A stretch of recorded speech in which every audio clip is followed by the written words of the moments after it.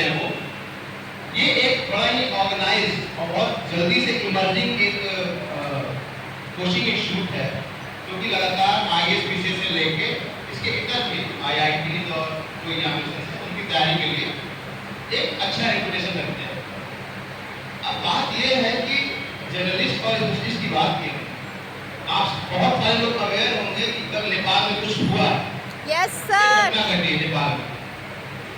अब नेपाल की जो घटना घटी है, अब उसके आप कई आयाम देख सकते हैं। ये आयाम इसलिए बड़े मायने रखते हैं क्योंकि जब आप सिविल्स के लिए जाते हैं, जब आप एडमिनिस्ट्रेटिव जॉब के लिए जाते हैं, यू हैव टू अल्टरनेटिव। आपके पास जब डिसीजन लेना होता है, जब आप किसी निर्णय पे जाते हैं, उस निर्णय के लिए आपके पास बहुत सारे पर्सपेक्टिव, बहुत सारे डायमेंशन होने चाहिए, बहुत सारे अल्टरनेटिव होने चाहिए।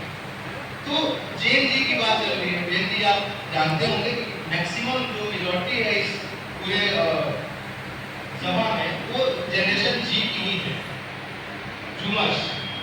तो नेपाल में एक रेबेलियन चल रहा है, उससे पहले आप बांग्लादेश में देख लीजिए कि कैसे उस जनरेशन ने सिस्टम के करप्शन के खिलाफ क्रूसेड किया और उसको चेंज किया।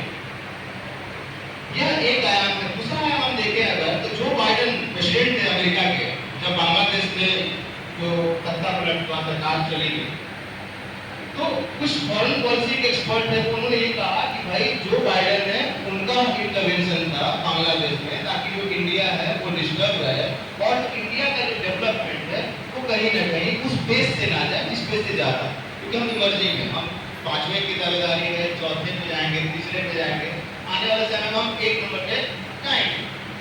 तो आप जब एडमिनिस्ट्रेशन के लिए सोचते हैं, अपने कैरियर के लिए सोचते हैं, आपके पास कैरियर है तो आपके पास होगा ना कि हमको ये बनना है, आपके पास बहुत सारे अल्टरनेटिव्स।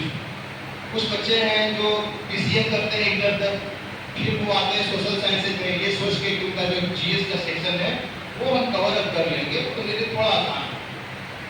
फिजिक्स वाला आपको यही बताएगा कि आपके जो डिसीजन मेकिंग हैं, आपके जो अल्टरनेटिव्स हैं, आप इस फील्ड में जाना चाहते हैं, क्या पढ़ेंगे आप, क्या नहीं पढ़ेंगे, कैसे पढ़ेंगे, कैसे तैयारी करेंगे।